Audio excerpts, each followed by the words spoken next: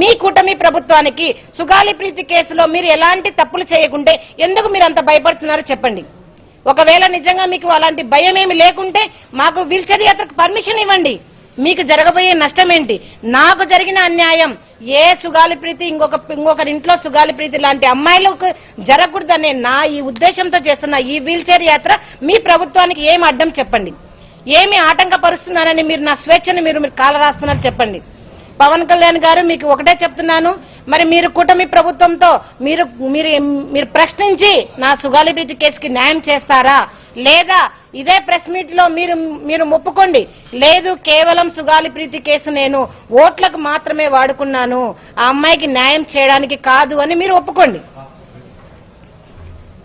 మరి మీరు అన్నారు జగన్మోహన్ రెడ్డి దగ్గరికి మీరు అన్నగారి దగ్గరికి ఎలా వెళ్తారు, మేము ఎలా పంపిస్తాము అని మీరు గాదా వెంకటేశ్వర గారితో నాకు మీరు వార్నింగ్ ఇప్పించారే, బయటికి ఎలా వస్తారో చూస్తామన్నారే. మరి ఈ రోజు వచ్చాను, మరి జగన్మోహన్ రెడ్డి గారిని కలిశాను. ఆ అన్నగారు చూపించిన ఆప్యాయత ప్రేమ కానివ్వండి, అసలు ఆ కేసు గురించి ఇప్పటికీ కూడా మర్చిపోలేదు అన్నగారు.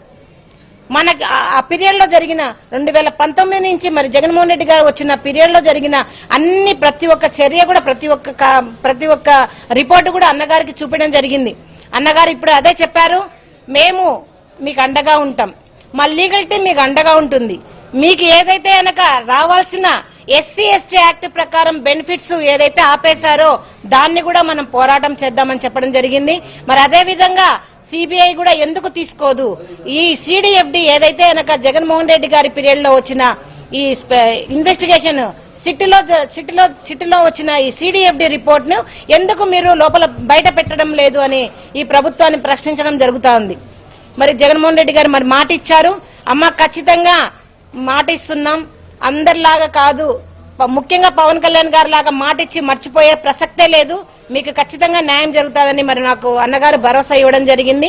మరి అదే విధంగా నిజంగా నేను ఎన్నో రోజుల నుంచి కూడా నేను మరి అన్నగారిని జగన్మోహన్ రెడ్డి గారిని కలవడానికి మరి ట్రై చేస్తా ఉంటే మరి పేర్ని నాని గారు నిజంగా దగ్గరుండి ఒక ఇంటి మనిషిలాగా మమ్మల్ని ఎంతో ఆదరించి మరి పేర్ని నాని గారు మరి జగన్మోహన్ రెడ్డి గారి దగ్గర తీసుకొచ్చడం జరిగింది. మరి అందరికీ కూడా ఈ రోజు నిజంగా మీ మీడియా ముఖానికైతే మీడియా మొత్తం మిత్రులకు మరి పేర్ని నాని గారికి జగన్మోహన్ రెడ్డి గారికి నా చేతులెత్తి నమస్కరించి నేను ధన్యవాదాలు తెలుపుకుంటున్నాను.